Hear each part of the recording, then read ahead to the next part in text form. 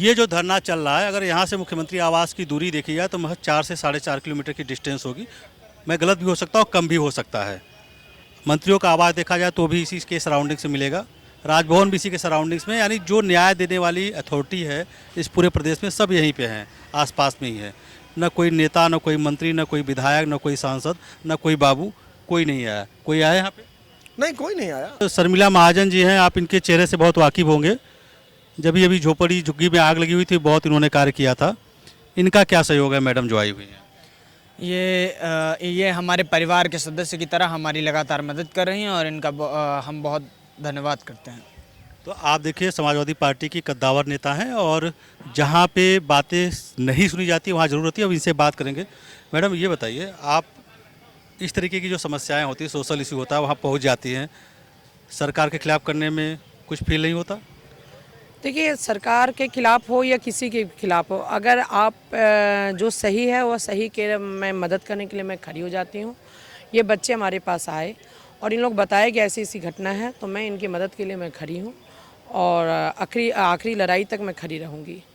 अखिलेश यादव जी को सारी चीज़ें आप बताती हैं, रिपोर्ट करती हैं कि कहाँ क्या चल रहा है। जब भी वहाँ पे भी आगजनी हुई थी तब भी आपने बताया कि उनके निर्देशन बहुत बड़ा कार्य किया है, तो क्या ये मामला उनके नॉलेज में है? देखिए, पूरी समाजवादी पार्टी के नॉलेज में है। हमारे राष्ट्रीय अध्यक्ष जी के आदेश पे माननीय हमारे माता प्रसाद पांडे जी, नेता प्रतिपक्ष, इस धरती पे आए, बीसी साहब से बात की, उनकी फ़ोन भी उठाना बंद कर दिए। यहाँ तक हमारे सभी सांसद, विधायक, मंत्री और हमारे समाजवादी पार्टी के परिवार के सभी सदस्य यहाँ पे पहुँचे हैं, लेकिन बीसी साहब कहीं ना कहीं अपना तानाशाही के कारण उन किसी से विपक्ष से बात करने का काम नहीं करें, जबकि ये कोई विपक्ष की बात नहीं है। ये सारे बच्चे एक उत्तर प्रदेश का बच्चा है, बालक है, और सबकी माता पिता अपने सपना दिखाकर इनको अपने लखनऊ विश्वविद्यालय में शिक्षा ग्रहण करने के लिए भेजे थे। कहीं ना कहीं वो अपनी पेट को काट कर अपने बच्चों को पढ़ाने का काम कर रही थी, लेकिन आज प्रेम का और प्रिंस का और हिमांशु शुक्ला का निष्कासन नहीं हुआ है। कहीं नहीं कहीं इन तीनों की मां का, इनके पिता का, इनके सपनों का निष्कासन हुआ है। लखनऊ विश्वविद्यालय के बीसी ने इन सबका सपनों का निष्कासन करके इनको आज मजबूर कर दिए हैं कि आज 14 दिन से ये बच्चे इसी यूनिवर्सिटी के गेट नंबर 1 पर बैठकर ये आज 14वां दिन है और 48 डिग्री के टेम्परेचर में आज ये बच्चा यहाँ पे बैठा है। और ना ही लखनऊ वीसी का प्रशासन का रवैया, इतनी आप लोग खुद देख रहे होंगे, इतनी रवैया, इतनी दिल का कठोर। हमको लगता है कि उनके पास उनके बच्चे हैं या नहीं हैं, अब ये तो मैं नहीं बता सकती हूँ। अगर उनके पास बच्चा होता तो आज वीसी साहब को कहीं ना कहीं इन बच्चों के लिए दया आता और वो आकर इन बच्चों से बात करते हैं। आज हमको लगता है कि ये बच्चे की ये हालत है कि सबके चेहरे पर से रौनक उतर गया है और आज ये कहीं ना कहीं ये बीमार होते हैं, तो इनकी पूरी दोष लखनऊ विश्वविद्यालय के बीसी का होता है। आपके जो नेताजी माता प्रसाद जी आए हुए थे, जो नेता प्रतिपक्ष हैं, उन्होंने जब यहाँ आकर वाइस साहब से मुलाकात हो पाई थी उनकी कि नहीं हो पाई? नहीं, माता प्रसाद पांडे जी से मुलाकात नहीं हुई है। एक दिन रविदास मल्होत्रा जी, विधायक जी और मैं दोनों लोग बहुत रिक्वेस्ट करने के बाद हम लोग को वो बुलाते हैं और हम लोग जब अंदर जाती हूँ, बात करती हूँ, तो कोई संतोषजनक नहीं जवाब मिला।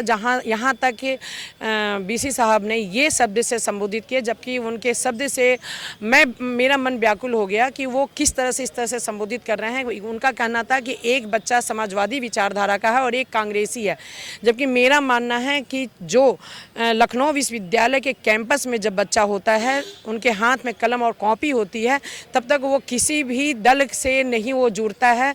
वो बाउंड्री के बाहर अगर निकलता है तभी वो किसी विचारधारा से मिलता है। तो अगर ऐसी मानसिकता कुलपति महोदय का है, तो मेरा मानना है कि अगर एक बच्चा समाजवादी और एक कांग्रेसी है तो कहीं ना कहीं वो आरएसएस और बीजेपी के बीसी इस कुर्सी पे बैठे हैं, इसलिए इस दोनों बच्चों को वो देख नहीं पाए और इन लोगों को निष्कासन करने का काम किया। तो ये जो आप लगातार सहयोग कर रही हैं और बहुत नज़दीक से चीज़ों को देख रहे हैं, जब आप वाइस चांसलर से मिल चुकी हैं, उन्होंने इस तरीके की बातें कही जो अशोभनीय किसी छात्र के लिए कहनी नहीं चाहिए। आप क्या चाहती हैं कि प्रकरण में क्या होना चाहिए?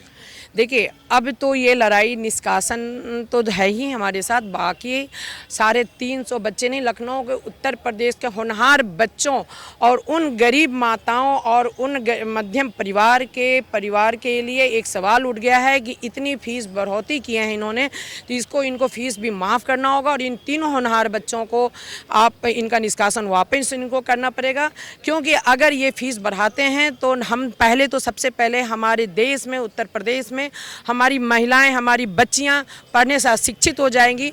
जब हमारा एक मध्यम परिवार का घर में अगर 15,000 10,000 की सैलरी वो कमा रहे हैं तो वो कैसे अपने बच्चों को बीए करने के लिए, एमए करने के लिए कैसे सपना देख सकता है? अगर उनका 2 बच्चा होगा तो वो 20,000 महीना कमाने वाला व्यक्ति अपने बच्चों का ये यहाँ 50,000 और 1,80,000 रुपये का फीस कैसे जमा करेंगे?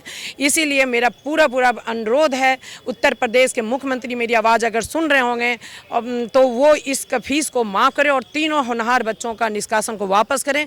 इसमें हर्षित शुक्ला जो बच्चा है वो इस हर्षित शुक्ला जो है वो लखनऊ विश्वविद्यालय का टॉपर बच्चा है।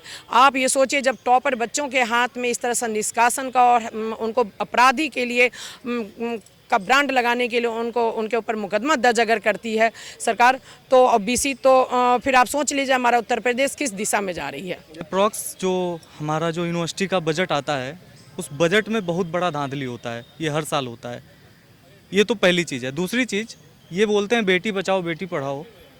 एक इंसान जिसकी सैलरी 35,000 40,000 है, 6 महीने की फीस कहाँ से देगा? मेरा नाम करुणाकर प्रताप सिंह है, मैं इसी विश्वविद्यालय का छात्र हूँ और अभी पास आउट हुआ हूँ, एमए इंग्लिश। जी सर। तो आप ये देखिए कि ज़मीनी सच्चाई आपके सामने है, कौन सही है कौन गलत है ये आप डिसाइड करिए, पर न्याय होना चाहिए।